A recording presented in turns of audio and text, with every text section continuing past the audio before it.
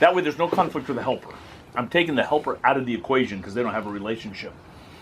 All protection to me is respect to the handler. Like, I've never used 2 out commands in all my trials, ever, until dadgum Shocks. Yeah. I did a long bite, and there was a smaller helper, and Shocks was strong and used him, so the guy locked up, and Shocks was using him, and it looked like he locked up, and I went, ouse, and Shocks didn't let go, and I'm like, huh, what a strange feeling. I've never had to say out twice. And he looked like he locked up again, ouse. He didn't out again. I'm like, I'm about to fail. And 3rd time he outed. When I came off the field and got my, after the critique, I came back to the field and somebody said, Joel, that wasn't Shocks' fault. The helper couldn't lock up. And I said, bullcrap. I said out. You know what I mean? I don't care what that helper did. This was disrespectful to me. You know what I mean? So I really like to teach a lot of the respect from me. Somebody said, well, they need to respect the helper. No. He's the bad guy. You don't have to respect him. I said out. I said sit, helper, step back. All that to say, I like to teach. I got a question for you on that. Uh-huh. When I put his sleeve on with my dog, he will never nudge me whatsoever. He always respects my boundaries. Anyone else, he's in their face. No, that's fine, but you still can teach the dynamics. So in other words, Because he's more clear with me, I guess, because it's me. you have so many types of obedience. You have what I call kitchen obedience. Mm-hmm. Your dog's staring at you in the kitchen. Lads. You're God. That's easy. You have Lightning the fast outside of the reflexes. kid's soccer game, higher obedience. You have maybe at the Walmart parking lot, higher obedience.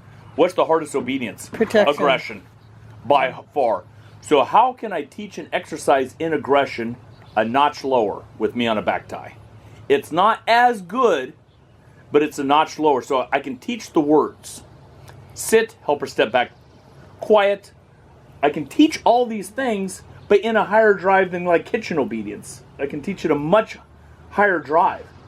Then I can actually introduce some whip stuff that I'm going to use on dumbbell speed and all that stuff without the helper doing it. So you can teach hold and out too, right? It That's makes what we're your doing. relationship So flow I'm just better saying, when too. she said out and she didn't out, no, pop up, good ouse. Good ouse.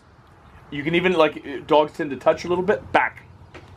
So when I say back, like if my dog touches the sleeve, back, I step into them and pop back into me. Opposite reflex, kicks them back, because I don't touch this. But if the helper does it, now there's conflict. You know, I understand that. I do not want my dog does not need to respect the helper. Your job is to want to kill the helper, but you have to understand the rules. I like to teach the rules myself. So this is where I said I'm turning my handlers into helpers, not to go do a trial, but to understand how a helper's brain thinks about it, because most of the helpers do all this stuff. You know, if they're in there, so the handler's kind of just like back there like, I don't know what just happened this session. But if you know the whys, then it makes sense to you. So I teach 6 blinds with a ball. I mean, I teach all my blinds with a ball. Then I bring the helper in there. It looks like my 6 blinds just went to pot, but they still remember. How about this? They pick it up much quicker. So if you say sit to the real helper, sit, helper, step back, turn around, move out, and she starts to move. No, pop, pop, pop, step back in, helper. Now she's like, I remember this from the poll. I remember all these things. I teach my back transport.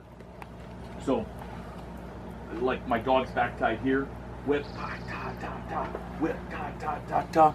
I throw the pillow or the toy, sits, mark, transport, and I have the leash behind, so I can teach my back transport with a ball. Completely. I started that with a ball. But in a higher drive after the back tie, rather than just throwing the ball. That's something you can think about. I'm not saying do it if you don't feel comfortable. Like, I think I'm going to mess up her grip. If you see her grip going shoddy, go to a ball. You know what I mean? Something. But she's still understanding the words. That's helper work, what you just did right there. That's helper work. No, but really, if you think about it, because you're switching on and off drives. You're switching to barking. And obviously, it's not going to be real aggression. Like, my son, you know, he has boxing lessons.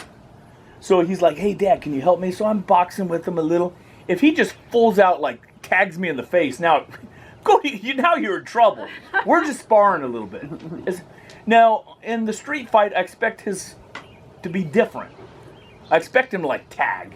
But when you're sparring, the aggression level's obviously lower. It's just going through the motion. Yeah, you're like boxing. You're shadow boxing. That's all you're doing.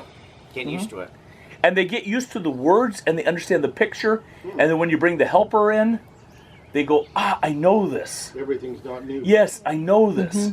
Versus teaching something new in that drive, Which is hard. which is kitchen obedience. Now you're into the crack cocaine drive. Now it's real hard. So I need my dog to be able to turn on, turn off, be clean, out, foos around the pillow, all those things with me before ever a helper comes into the picture. All right, hope that helped.